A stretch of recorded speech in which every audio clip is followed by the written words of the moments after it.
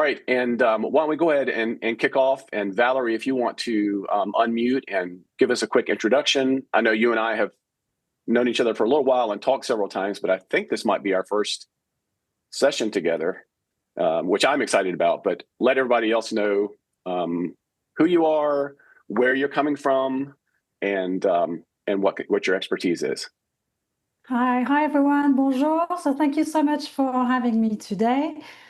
So as Tommy said, my name is Valerie Aston. I'm actually French and I'm based in Normandy, so northwest of France. If you think D-Day Beach, Mont Saint-Michel, I'm just based there, just above Brittany. And I help expatriates create and manage their first business in France, or people who might have an Airbnb as a secondary source of income as well. So I've been doing this for about 16 years now, doing a lot of business registration, one-to-one advice as to which kind of business should I go for, which kind of visa do I need, how do I declare my Airbnb income. And I also have some courses on managing specific business types, applying for a business visa, and a new one coming in September on how to manage a gîte and Airbnb in France as to how to set it up and manage it more from a French point of view. So today I'm going to be talking more about how would you declare or how to earn some income in France, and is there an impact on your visa and setup. So if I share my screen. And Valerie, while you're doing that, just to let everybody know kind of what we're going to do, Valerie has some slides and some information to go through, which we will do. While she's doing that, again, I'll be monitoring the chat. So if there's a point that she gets to that I see a lot of like questions or me needing clarification on, I might pause you, Valerie, just to try to catch it in the moment. Otherwise, we will have kind of an open Q&A at the end. So feel free to either ask as we go and I'll try to monitor that, or if it's something maybe she hasn't touched on specifically, save that to the end. And then we'll, like I said, we'll have an open Q&A. So yeah, absolutely, because the slide is just 10-15 minutes to give us a few topics to cover, and then we'll take your question. And if there's some burning questions before then, please stop me and we'll talk about it. So I've introduced myself. That's me in my lounge. I'm based in Normandy. I've said this. So today we're talking about earning some income in France, making some money in France, how that might impact your project and how you might want to be declaring it. So what I want to do is we're going to be talking about what will you do once you're in France. So I know it might seem a long time from now, because with Tommy, you've been talking about preparing your future move to France, looking at your personal finances to make this possible. And I'm going to look even further down the line as to once you're here. Then I'll take a few examples from other expatriates who have moved to France and looking at the type of situations we might have in terms of sources of income. And we'll talk a little bit about the impact that this might have on the visa that you would go for and the timescale to prepare your move to France. And then we'll take most of the hour for your Q&As. So the first thing I want to ask you to do is to actually project yourself in 12 months' time from now. So, you've worked with Tommy, you've prepared your budget, you've applied for your visa, you're here, and you've bought that dream property that you wanted in France in your favorite area. You've had your visa, you've actually recorded it locally with the prefecture, your French admin is all in place. And you've also started to make some friends with local expats and French local people. So that's something that is really exciting. And I want you to think even a bit further to say, okay, once you've done all this, what will you do with your spare time? Because that's going to help us decide things that you might want to plan and include already. So once you're here, do you actually plan to be fully retiree? And what I want to talk fully retiree is to actually, you're retired, you just want to enjoy a new lifestyle in France, just do your hobbies, visit some museum, visit the country and Europe, nothing else. Or would you need a little bit of top-up income? You've got savings prepared, or you have some money coming from the US, but you might need a little bit of top-up income to make your stay in France more enjoyable or easier. Or would you actually need to have a regular local income in order to afford living here, or to afford having the property of your dreams, for instance? Or finally, would you actually see yourself setting up some kind of artistic activity or have a business freelancing activity. So maybe you can add some of your comments if that's something you've been thinking about, adding what your thoughts are for now in the chat, and then Tommy can tell us what we have. But are you thinking about being 100% retiree, needing a little bit of income, needing more like a regular income, or more artistic or business? So if you see some of the comments, Tommy, then maybe let us know. Let's make this interactive, because I do have the chat up, and again, I love having interaction with you, the people that are watching, and I'm sure Valerie does too. So yeah, let's take like 60 seconds, and if you'll pull up the chat box and just put in there if you are thinking about doing something once you move to France, either as a professional activity where you're going to actually make money, or if it's just more of a hobby. I want to see who's thought about this. Are you going to be totally retired, no work at all, no volunteering, totally sightseeing and that kind of thing? Pop it in the chat right now, and let's share. All right, Maureen is saying mostly retired, perhaps rent our house for part of the year, so like a gîte or a part-time Airbnb. Cecilia says mostly retired. Joanne is saying retired teacher looking for ESOL, so English, I think, is a second language. Definitely not totally retired, Victoria says. There we go. Thank you guys for putting all this in. Yeah, so I'm seeing some Etsy, some teachers, some Airbnbs, some artists. Yep. Joe says he'll be about 50, so you still need to work some. This is excellent. Remote part-time work. There's a bit of part-time work, CPA. Totally retired, mostly retired, some volunteering. Yep, that's excellent. Okay, very good. So I can take some of those examples. Perfect. Thank you, everyone. So that's very important to know, because France has many rules, and many of the ideas that you will have, there will be an impact on the setup. So, for instance, in France, if you're thinking about creating an Airbnb, what we call a gîte, as a top-up income, this is feasible with a long-stay visitor visa tourist.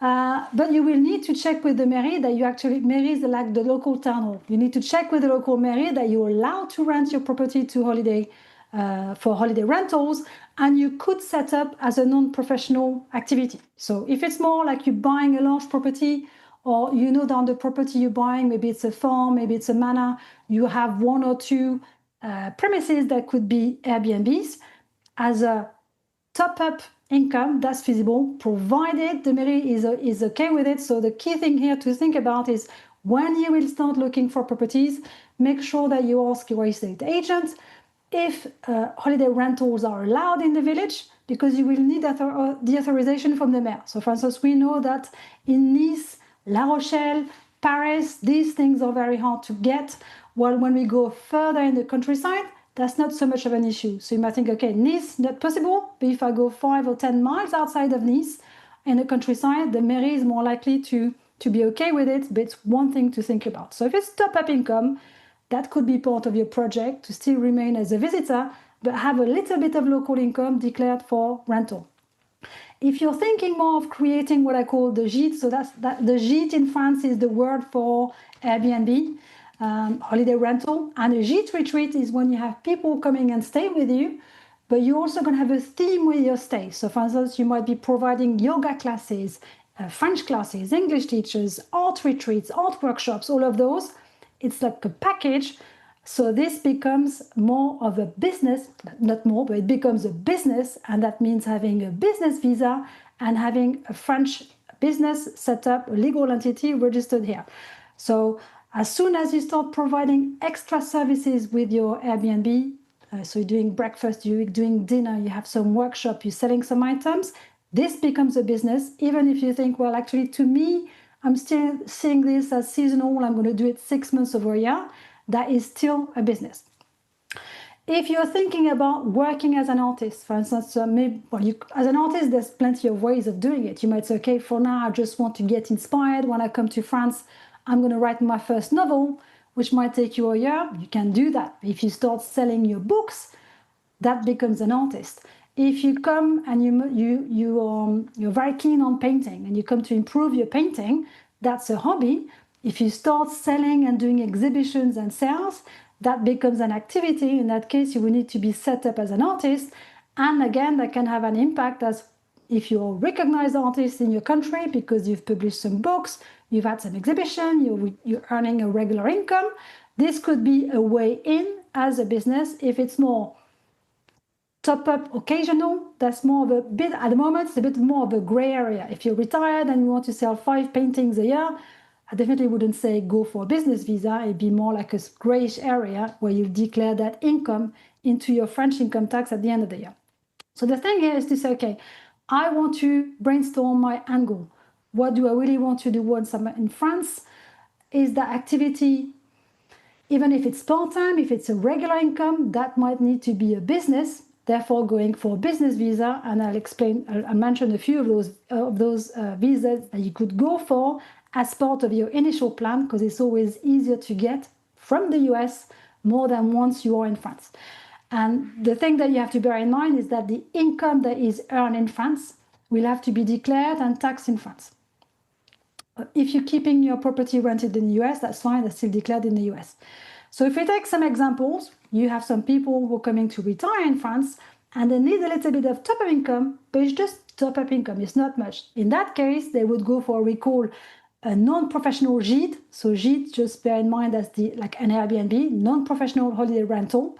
And this is called an LMNP, non-professional gîte. That is possible as long as you cap that rental income, so your bookings can't be more than 23,000 euros per year. So it's booking, it's not profit. And this has to represent less than 50% of your main income. So if you have a pension and your pension is 30,000 or 40,000, that's fine. It has to represent less than your other sources of income. And this is possible with a long stay visitor visa. So that can be a nice match to say, I'm retired, but I want to finance part of my new property by a little bit of gîte and Airbnb. You could have that to help you pay for the property or do maintenance or improvements, as long as you don't add any retreats, commercial activities, workshops. For other people who are coming as pre-retiree and who might need a little bit of top-up income or because you want to work, we're looking at several setups. So you could be freelancing, and freelancing means having a business. So we talk about, for instance, the easiest one is a sole trader. When you are the business, there's no distinction between the business and you. And the easiest setup in France is called a micro-entrepreneur. Entrepreneur, I know in the US, has this grand meaning, but for us, an entrepreneur is just someone who has a business, freelancing, one-person business. So that would be the easiest setup to go for. And every year I register about 100 businesses, maybe another 50 with my partners. Most of them go for micro-entrepreneurs because they're just easier to manage as an expat, and it's done online. You could also be transferring some skills or business that you have in the US. So for instance, if you've been freelancing in the US or doing a bit of consultancy work, you could close it down and restart the activity in France. So you're moving it over, and that's one easy way to secure a business visa. Or you might have been working as an employee and wanting to take one contract to have a little bit of income. That's possible too. Or some of you might also be starting a new career, but which is more about passion. You've worked in a specific field for your whole career, but for instance, you might have been training as a coach, pilot, teacher, and you want to do that. So that would be a business visa. Or you might go full-time, for instance, as an artist. You might have had a hobby when you were working, and now you want to go full-on painting, writing, and push this through. So for those, we need to have either a business visa or an artist visa. And if you want to have some examples of activities that other expats have created in France, so every year I publish PDFs, so I've given you the link, with 100 business ideas or 100 ideas to freelance in France based on the expats that I've been helping. So that's based on 16 years of helping expats and registering businesses. And this one is the top 10 for 2024. So number one is always consultant. Consultant is your freelancing in the field that you did before. It could be engineering, it could be communication, it could be HR, it could be AI, it could be anything. The second one is gîtes, Airbnbs, and retreats. So this one is always very popular because when people come to France, very often they have a property, and the property is often a source of income. And gîte could be professional or non-professional. Then we have coach. Then we have everything to do around marketing, communication, digital media, teaching. So teaching is always very popular, whether it's language, specific skills, online courses. And I saw a few today. Then we have, so this one is picking up video producers, content creators, script editor for YouTube. This one has been boosting up a lot since last year, with many people documenting their move to France and making money via their YouTube channel, for instance. Number 7 is cleaning services and conciergerie services. So this one goes nicely with the gîtes, retreats, gîtes and Airbnbs. For instance, someone who might have just 2 small gîtes and is too short to be a full business, very often they might add cleaning services or conciergerie services where they provide their services to other property owners, expats near them, who might have a property locally but don't live here. And they need someone locally to maybe hand over the keys to their guest, liaise with the artisan who might have to do some work on the property. So it's a nice, easy little top-up income to get. Then we have anything to do about wellness, yoga teachers, Reiki, then programmers, developers, web design, photographer. And this one is quite funny. Well, maybe not so funny, but last year I had loads of photographers where there was journalism, fashion, food photography. And this year, because of AI, I'm hardly seeing any. So they've been quite badly impacted. But those who came last year were really professional in their fields, and they came over with existing customers. So now let's talk about the impact that what I've just said could have on your visa and timescale. Basically, based on what you might have thought about, you say, well, I want to come and relax fully, or I might need a top-up income, that will have an impact on the visa you go for. If you really want to just retire, don't plan to work, you would go for the VLS-TS long stay visitor visa, which is issued for 1 year and renewable from France. So as long as you have some savings, you can renew that visa from France every year and stay here on the long term. The dream come true is to be a spouse of a European citizen or a French citizen, because through your couple, you could get one of those, the visa conjoint citoyen européen, visa vie privée famille. Those are great because you could do whatever you want. You want to work, you want to be an artist, you can do it all. And for pre-retirees, or those of you wanting a regular income or wanting to work, the most popular visas is this one, the Visa Profession Libérale. And this one is issued, so you apply for it from home. It's issued for 1 year and it's renewable from France. So it's issued for 1 year. I'll mention in a moment the things that you have to prepare for this, but it's the easiest one to get. The next visa is the Visa Talent. This one is issued from 1 to 4 years, but you have to invest 30,000 euros in the business. You need to have 30,000 euros in France, in a French bank, or with a notaire, which is the equivalent of a lawyer. And you also need to have a master's degree or 5 years experience in your field. So this one is definitely tougher to get. The reason why some people go for this is because if as an entrepreneur you get the Visa Talent, your spouse automatically gets a visa with the same length as you, where they can do whatever they want.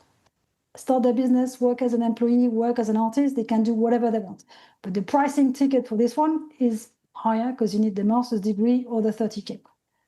You could also come to France with a Visa Talent Artiste. So for this one, you need to show that you've been recognized as an artist in your country. You've had some exhibition, you've had some books that you've published, you might be a choreographer and be recognized as such, and you would prepare a dossier for this.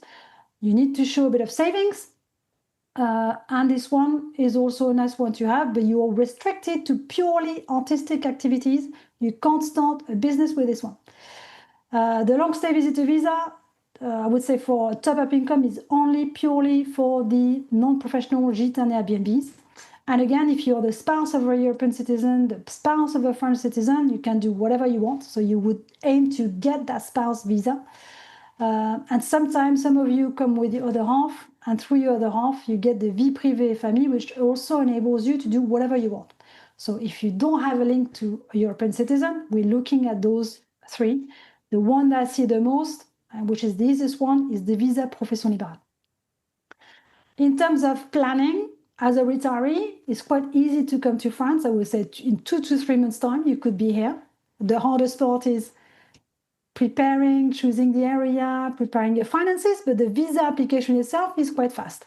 What you need when you get to the stage of the visa registration is to have a French address booked for 2 or 3 months, proof of savings, and we're aiming for about 18,000 euros, a health cover setup, and your flights booked. So in terms of difficulty, I would just say 1 star. If you come as a business freelancer or artist, I would say plan 5 to 6 months ahead because there's more work to be done.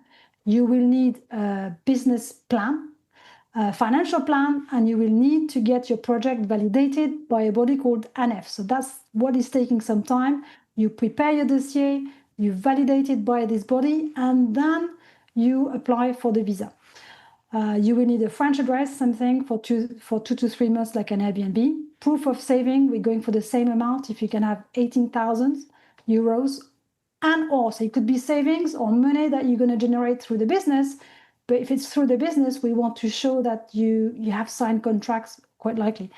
A health cover, your flights. So in terms of difficulty, it's more like 3 because it requires more work, but it's feasible as long as you give yourself enough time to do it. And I would say this one is tougher, but what is nice is it's a path to the French citizenship. So if some of you are thinking, well, actually, I want to stay in Europe long term, once you have your business visa, for instance, the Visa Profession Libérale for 1 year, you just renew it once, twice. If your business is doing well, you ask for a multi-year renewal, which then after 5 years enables to ask for the French citizenship, where you can then stay in Europe however long you want.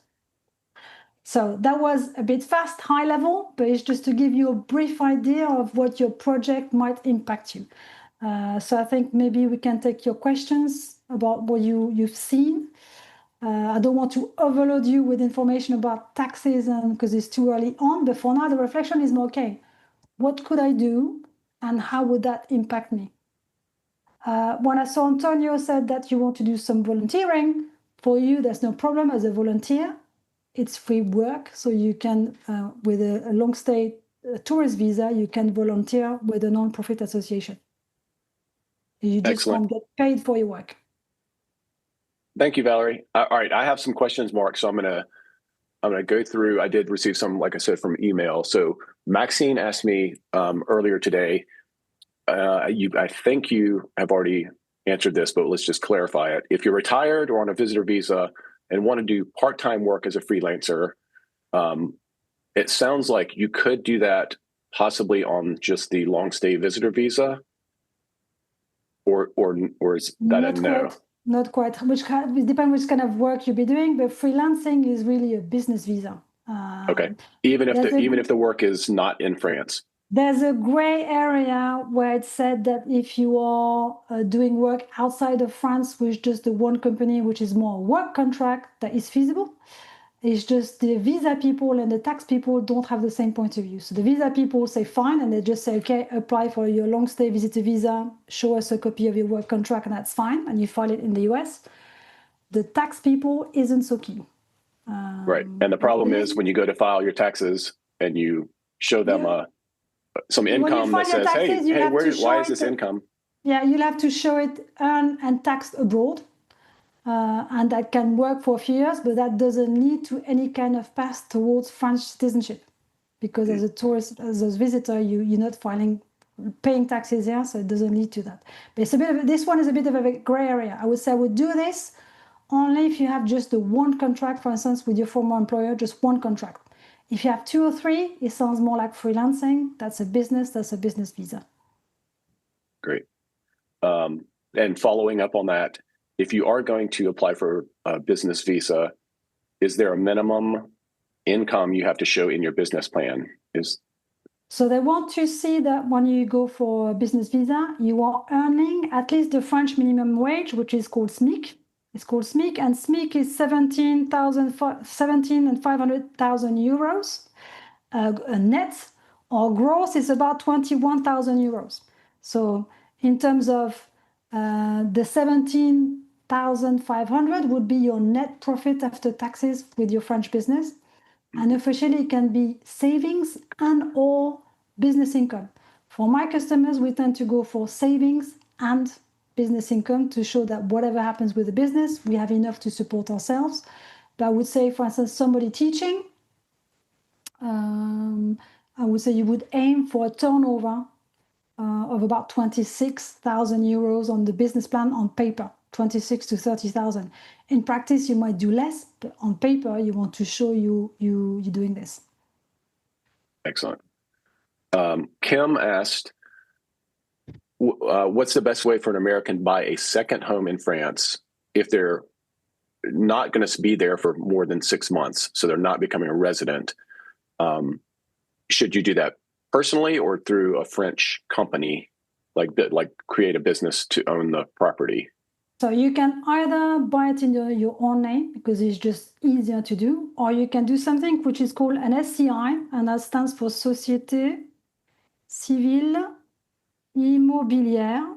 And this one it's not a business, it's a legal structure in order to buy and manage asset like property asset. And I recommend those more for people if you're in a couple and you're not married. And if in your couple you each have your own children, it's a way to actually make it easier for inheritance. So that's one possibility as well. If you're married as a couple, it won't give much advantage to do the SCI. Buying under your own name is much easier. And if you don't plan to move to France, what you would do is to actually declare it as a non-professional gîte. So earlier when I was talking about the LMNP, non-professional gîte, that's the ideal setup as a non-resident, where you just officially declare that gîte Airbnb in France, so the French government knows that it's declared, and you will file the rental income here once a year in May, and that's it. So it'd be super easy to handle. That's the legal way to do it. And just to clarify, I know Kim probably knows this, but for everybody else, any income that you earn in France itself has to be declared and paid tax on in France, regardless of whether you're a resident or not.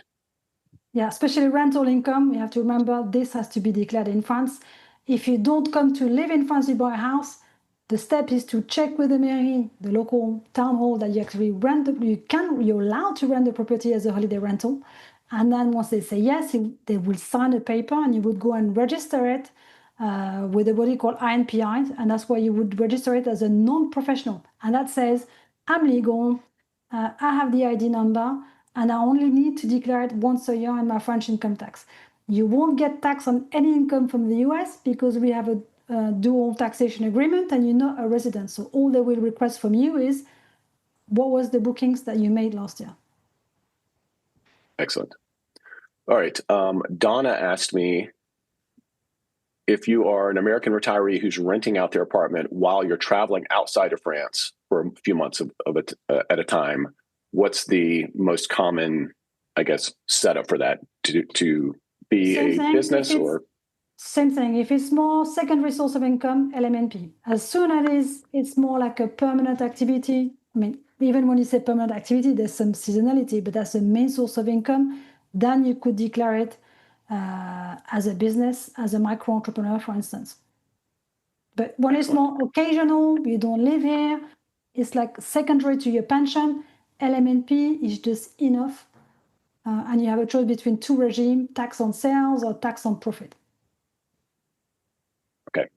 And talking about that, sales versus profit, for that most simple form, you said there's a cap of 23,000 to, that's gross revenue. That's not, you're not deducting any expenses or anything. Exactly. When you want to say, I'm not a professional, but I have some income, it's capped at 23,000 in bookings. Are there actual deductions you can take against that? So it depends from which regime. The first regime, there is none. The second one, called the régime réel simplifié, you can deduct your running expenses and you can depreciate as well. For instance, when you have major renovation, you can depreciate. So basically, it depends. This would be the kind of thing to have like a consultation with you to say, hey, exactly. Is it better for me to just keep things ultra simple because I'm not going to have a lot of deductions, maybe the depreciation is not that important, versus, hey, I have a bunch of stuff I could deduct and maybe it's worth more to me tax wise to deduct these. If I give you two examples, for instance, I had a British couple, they're retired and they have a tiny JIT. It's for two people on a property. They want to rent it. We went for the simplest LMNP, capped, and they're managing it themselves. So it just makes sense to be taxed on sales. I have another couple where they have a very large property. There's a lot of work to be done, and they have people handing over the cleaning and the changeover. So we have high expenses. It makes more sense for them to be on profit. Yeah, that makes sense. All right, Roger is asking for the talent visa, in addition to that 30,000 euros of investment, do you, like as the owner, if you're the person giving the 30,000, do you need to be involved in the day-to-day operations, or is there something where he can just invest, like maybe in the stock market or in another business and still get the benefits? For the visa talent, you are the one requesting the visa, so you need to be involved in the business. You might be thinking about the visa entrepreneur investor, but this one is more like 300,000 euros investment. And if it's under your name, you need to be the one holding together the business. However, for instance, the 30K, if we take the visa talent, when we say 30K, you have to prove that it's in France. You're going to be using it for the business, but you could use that partly, for instance, for the working capital, but for cash flow. Right. So it's not like this money is just going, it's not going anywhere. It's just needs to be shown that it's in France and it's going to be used there. Yeah, because when you validate your visa in France, you have to show the money was in the bank. So for instance, I have a couple, they bought a large property where they have 2 JITs and they have 3 kitchens to change, 2 bathrooms. So we flag the money for that. And they're going to, a little bit goes in the working capital, but the rest is to renovate. We've got 2 kitchens to change. And I have another customer going for the visa talent, but as a consultant, he doesn't need money because he's got a lot of, so it's positioned as cash flow, but it's just bring it in the business and the business can use it later on, maybe for an investment to buy something for the business. Excellent. All right. Joe is asking, what are the pros and cons of working remotely for a U.S. company while living in France? And he's asking, are you still eligible for a long-term visa, or would that be a professional liberal visa that you'd have to renew? So if you're talking about working with just the one company, that was more the long stay visitor visa with your contract that you declare in both countries. If you're working with several companies, that means more like a business. The pros and cons is once you're here, the fact that you're freelancing, it generates your health cover, you're paying into a French pension, a training fund. And that brings you into the path of going towards citizenship if you wanted to. So you could have dual passports. Excellent. All right. Kevin is asking, since France doesn't have a digital nomad visa, is it possible to keep a W-2 income status, which is just earned income, with your U.S. employer and work remotely in France? I think you kind of touched on this. Yeah, that's the same thing. As long as it's not a French company and there's no French clients and it's like you said, maybe a single contract. Just the one contract. As soon as you start having a few, it's freelancing, it's more business, and you want to move it over. Because otherwise, when you sign your visa, you have to sign a paper where you state that you won't be working. Yeah. Yes. That is part of the visa process. Is like a affirmation that you're not going to work.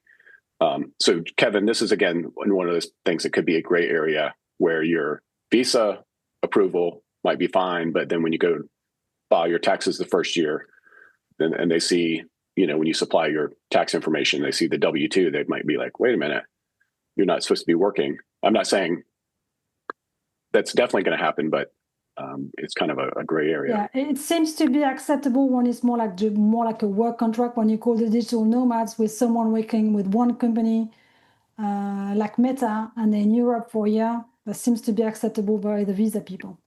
But as soon as you're saying, for instance, you're a programmer and you work with 2 or 3 companies, you need to go for the business setup and the business visa. Excellent. Victoria is asking, can you come on a tourist visa and then apply for a different visa? And I think the answer is yes, but it's very difficult. Yeah, exactly. More You difficult. can, but you need to renew your long stay visitor. So it needs to be a 1-year visitor visa. You need to renew it at least once before you can switch. And the reality is that you're going to renew it once. Then you can't just try to change just after that, because they'll say, well, we're just giving you a tourist visa. Now you say you want to be working. So you're going to be preparing for the next renewal when you ask for a business visa. And that's really hard. I've had a few couples where we've been on it for more than 1 year. Last year we tried to change. It took 5 months. The prefecture was ignoring them. They were worried of being in France with an expired visa, so they renewed the tourist visa. And then the prefecture said, oh, well, we thought you had a business. They had been ignoring them for more than 5 months. So this year we're going for it again, but it's going to be more like 18 to 24 months before you get that business visa, which would be, for instance, in that case, is profession libérale. I would say go for a switch more if you think, okay, I want to buy a property, but I haven't found a property yet, or I have the property, but I know it's going to take me a year and a half to renew. So in that case, you would say visit a visa, find a property, renew it. Once you have maybe one JIT or Airbnb ready, you rent it as non-professional. And as it grows, when you change your visa, you say, okay, right, I've developed the property, it's now ready for a business. You can see there's more potential in terms of income as I prove you the income I've declared. Now I want a business visa, I want a visa profession libérale. But you can't be in a hurry. Yeah. So two things there. Don't be in a hurry, but also, Victoria, this is where kind of the foresight, the planning up front needs to be needs to be done, as opposed to just thinking, oh, well, I just want to get a visa and get there, and then I'll figure it out. Sometimes it's easier to try to figure it out before you apply for visas and make sure you're doing the right. Because I have a few of those people saying, oh, I've just landed in France with my long stay visitor visa, and now I want to start my business. I say, I have to break the news. Well, no, you can't. Now you have to wait for 1.5 to 2 years. Yep.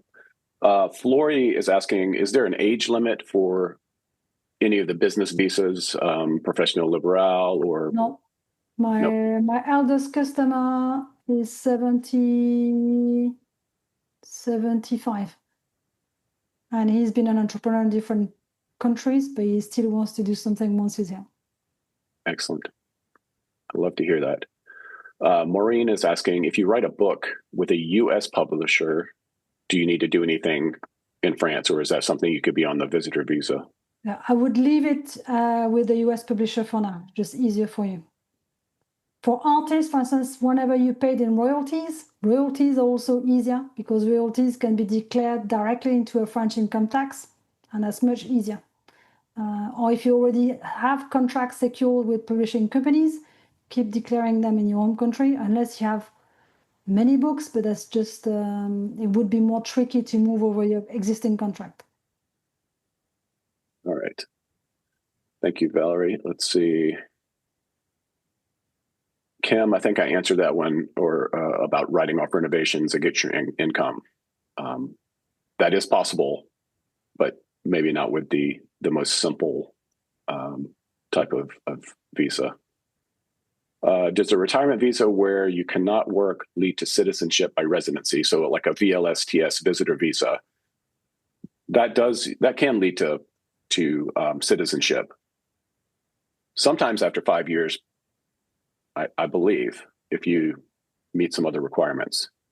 I'm not sure you can get citizenship. You can stay here, residency, but not citizenship, because you need to pay taxes in France to get citizenship. I thought there was a pathway, like after 10 years with that, but maybe not. Yeah, I would look into it, because I'm more doing businesses. Okay. I will look into that. Visitor, it's more a question of, as long as you keep proving having money, you can stay. Right, on the visitor visa. All right. I think that's all. If you guys have any more questions, pop them in the chat. Questions which were more about artists. Tina, we might sell artwork in France or in the States. How would that affect finance in France? So if you're already selling art in the States, I would leave it there if you have somebody representing you, because it's just easier. And in that case, is when you file taxes in France, you have income earned and tax in France and income earned and tax in the US. So you would declare that in your US declaration. And I've seen a few part-time teachers. So Deb, Maxine, and I think there was somebody else who was also teaching part-time. So unfortunately, and I think Amy as well, part-time doesn't quite work. You either retiree or you either freelancing. So if you come as a visitor visa, you can't teach. How about Victoria's asking, would providing childcare count for professional liberal visa? So you've moved to, or you're moving to France, and you plan to provide childcare. I don't know if.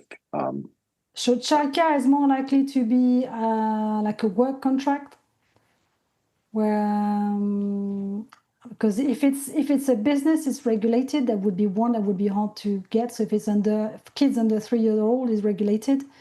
Childcare is often dealt with a specific contract in France, which is more like work contract rather than freelancing.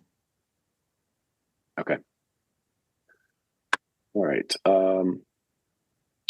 Lynn is asking, does buying French property before applying for the long stay visa expedite the long stay visa approval?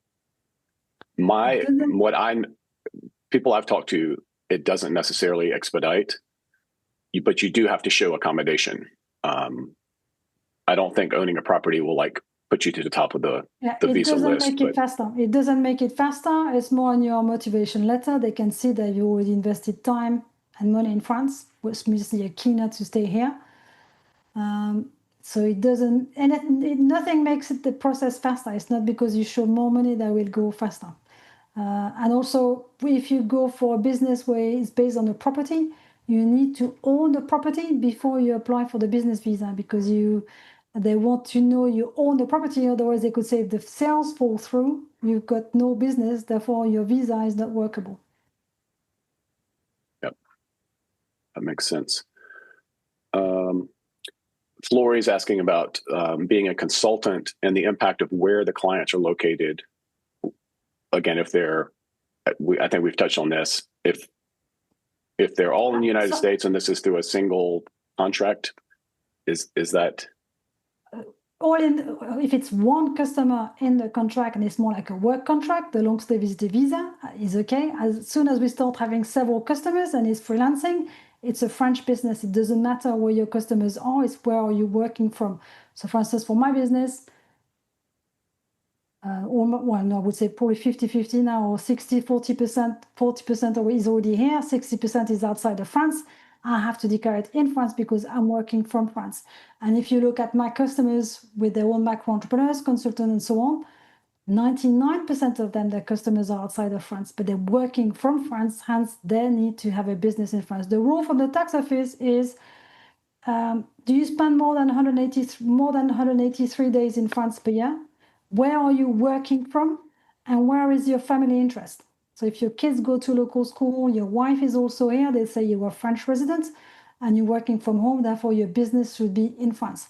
And for you, I would say it's one step further because you have a visa. They say, well, the visa states you are a French resident.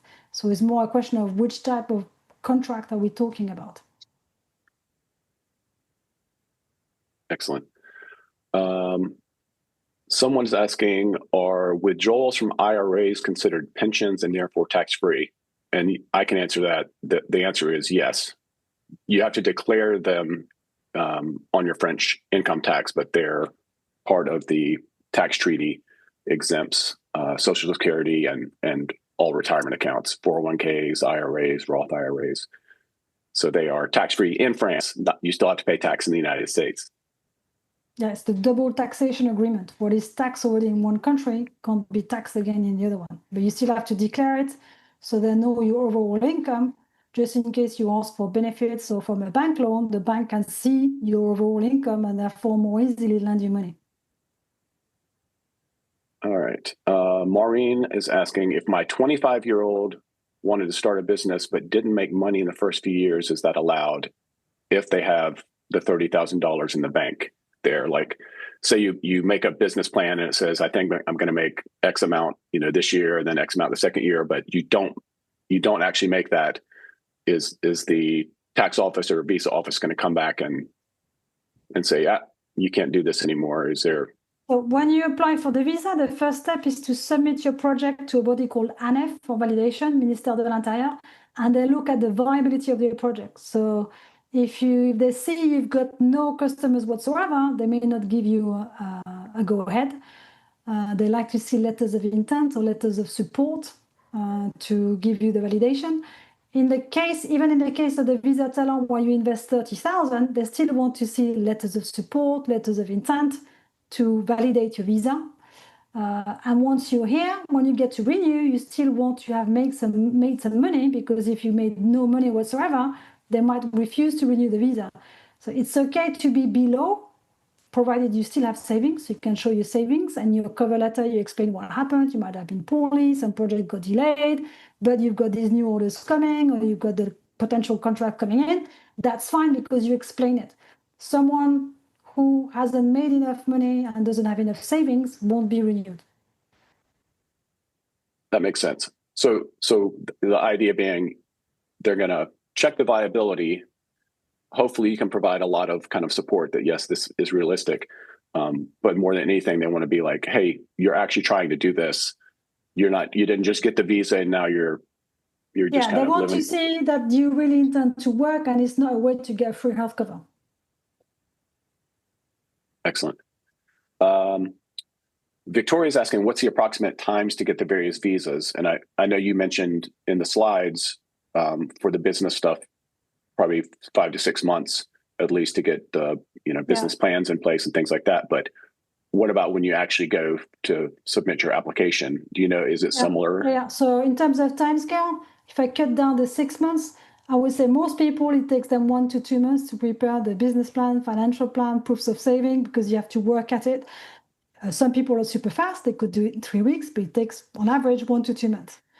Then you submit to ANEF for validation. And officially, they could be 2 weeks to 8 weeks. I usually count 8 weeks to count the worst scenario, so 2 months.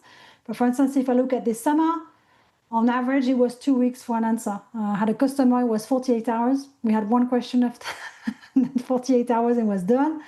And the others were about 2 weeks for an answer. So that was okay. It's just sometime in the season, whether it's the summer or December, it could be slow. So 2 months to prepare, 2 weeks to 8 weeks to get the validation. And then it's just a question of preparing the France visa form, securing the appointment with the TLS office near you. So it could be just a few weeks. And once you go to the TLS office or the French embassy and you hand over your paperwork and you hand over your passport, it's 2 weeks before they send it back to you by courier. And once you open it, hopefully you have the visa inside. So I would say the fastest is probably about 3 months, but it's because you have this delay. You prepare, you submit, you wait, then you try to secure the appointment. But at least it gives you plenty of time to manage the rest. Looking for your property, organizing your move, saying goodbye to your friends. I used to say for the visa profession libérale, I used to say 3 to 4 months. And now they've changed the rules, it's 5 to 6. Just because we want the leeway of getting the project validated. That's a great answer. And Victoria, just to compare that to if you're not planning to do any business, you just retired, that visa, probably 3 months to get the documentation together, bank statements, financial documents, all that stuff. Yeah, that could be super fast. Yes, but once you actually apply and submit your application, I've seen it in people getting their visa back in 7 days. Yeah, it should be maximum 2 weeks, because the preparation for a retiree visa, you have far less to provide. It's having the address, proofs of savings, proof of health cover, and the flights. So it's quite fast. And in your case, it'd be more securing the appointment with TLS near you or somewhere where you could fly easily. Yep. All right. Rick is asking, is it the same as 401k to sell securities for cash to live on to pay tax in the U.S.? Yes, Rick. Generally, dividends, capital gains from investing accounts are also included in the tax treaty. So they'll be taxable in the United States, but not in France, but you do declare them in France. Let's see, Florie's asking, follow up on the question about what if you're a content creator on YouTube? So you're living in France, maybe like a lot of the YouTube channels now, if somebody moves to France and is making videos about it, and they're getting paid via the videos, or maybe, I don't know, via consulting from the videos. How would that work out? I assume that you would also have to be a business. Or sponsorship deals. I would say applying for a business visa with a brand new YouTube channel, that's going to be tricky. So if you're building it from scratch, I would say come as a visitor, launch your channel, short-term declare that income in the US. If it turns into something lucrative, then you will want to switch. If it's a channel that's already existing and you might have an LLC, that would be acceptable to keep the sponsorship deals in the US through the LLC. It's just some of you, if you have a US LLC, you don't want to remain a salary. You want to an employee. You don't want to be paying yourself through a payslip. You want to be a director and only pay yourself through dividends, because otherwise that could lead to troubles. Yep, and that's a more in-depth conversation, but it can be done. It's just there's some ways to do it that you'll be more advantageous tax-wise. Yeah, and so Maxine said not completely retired. So teaching, I'm a sommelier, French wine educator, and also doing a bit of consultancy activity part-time. And I think part-time, I mean, many people who move to France, they don't work full-time, but it's more a question of what the income would look like. So for instance, if we're talking about the teaching and consultancy reaching 20, 30, 40,000 euros, to me, that's a business. So you could go for a business visa. If it's much lower, that would be tricky for a business visa. But if you're 20, 30, 40,000 euro turnover per year, that would fit with the profession libérale. And that the fact that you're already doing some could also be a proof that you can do it again. So anyone who's been doing a bit of freelancing or consultancy work back home, I would use that as a proof that you can do it again. You've had the experience, you can build it up, or you can take over some contracts. Julie is asking, if you don't know when you're going to move to France, can you still apply for a visa? And I think I can answer this, Julie. Regardless of the visa type, most of these are going to be 1-year renewable visas. When you submit your application, it gets sent to the consulate and they send you back the visa in your passport. It's going to have a start date and an end date. So that doesn't mean you have to be in France on the day that it starts. You can delay that, but a visa is not a kind of thing where you can just get it and then be like, well, I'll do it next year. Like I'll use my visa next year. There's a date it's going to start. The clock starts, and it doesn't matter if you show up a month later. You can't say I want an extra month. They're going to have those flagged in the immigration system for dates that you can be there. Yeah, I had a customer who applied for a visa before COVID that was validated. She couldn't come because of COVID. When she applied back initially, she had trouble because she didn't mention it. And when they were going through a file, they saw that she had one she didn't use, so they were doubting where she wanted to come. That makes sense. That's sad, but you have to look at it from the immigration office standpoint. Maureen is, I think we've covered this, but just to clarify, if you come as a retiree but then want to change to do some consulting, you do have to change your visa depending on the type of consulting work. And again, that's going to be much more difficult than if you decide to do consulting up front and come on that type of visa, Maureen. Yeah, it is possible. But consultancy is usually an easy one to get for visa profession libérale. The switch is a nightmare, the one I've been working on. It's stressful, it's just not a position to be in.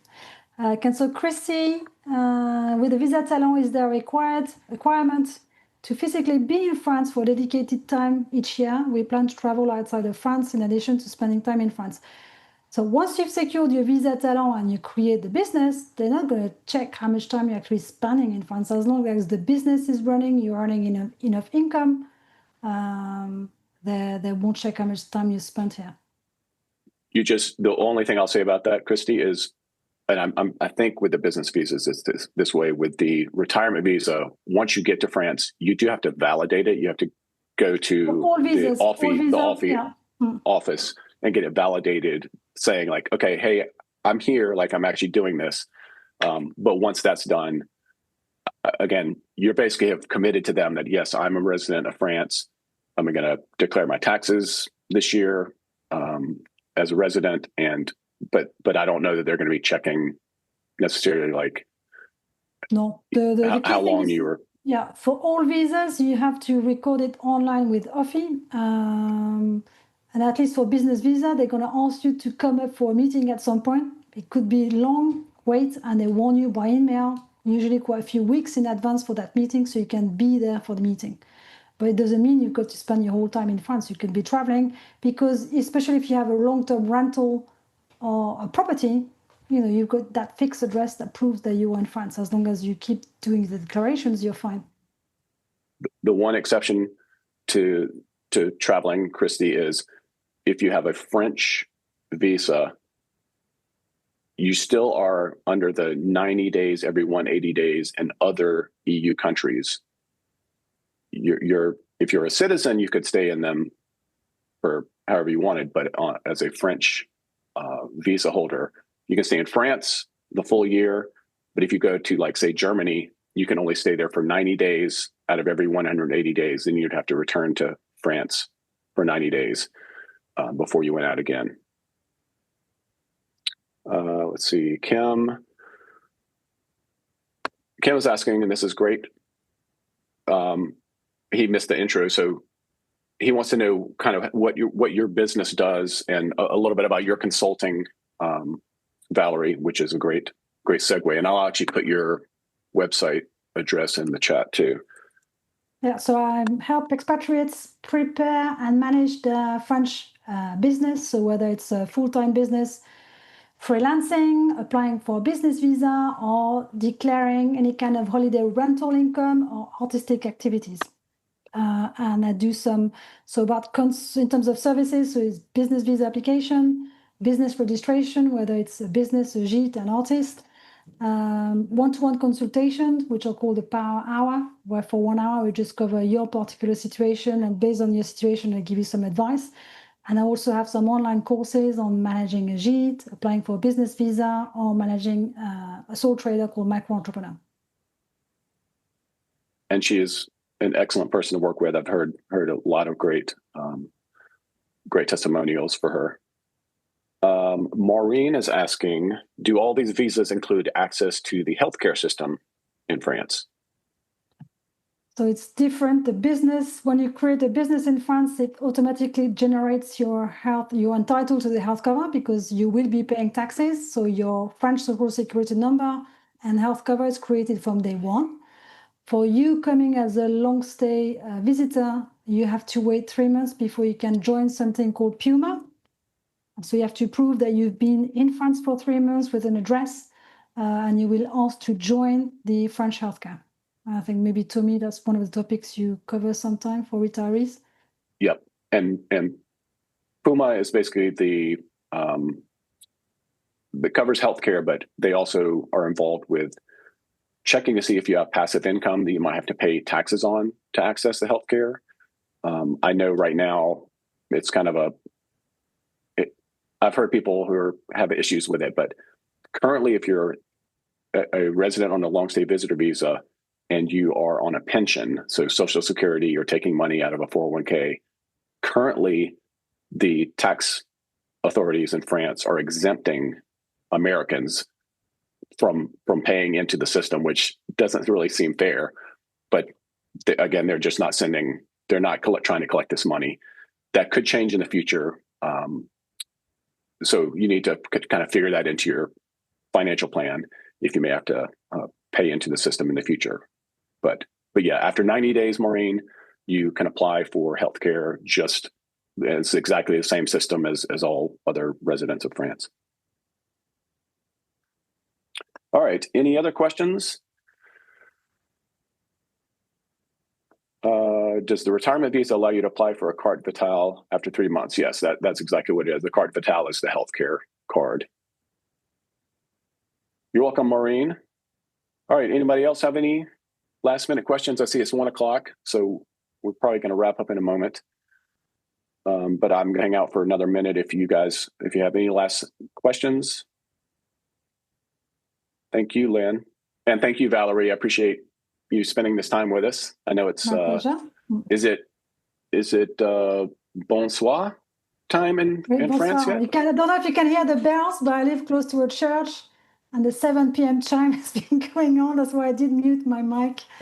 Yeah, no, I can't hear it, but I kind of wish we could. All right. Thank you, Donna. Thank you, Roger, Christy. Thank you.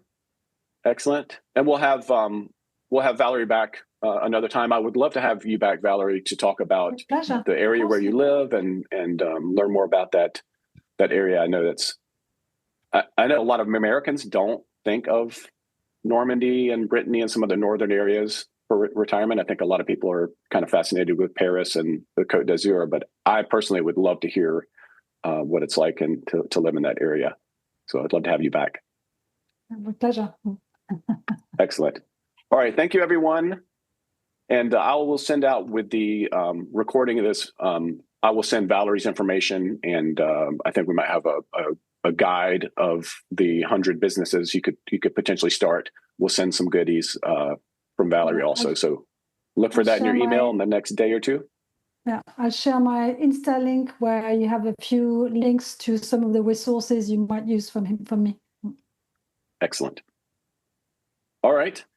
Well, that's it. I think we're going to wrap it up. I appreciate everyone being here, and we will talk to you soon. Merci beaucoup. Au revoir. Bonne soirée à tous. Au revoir.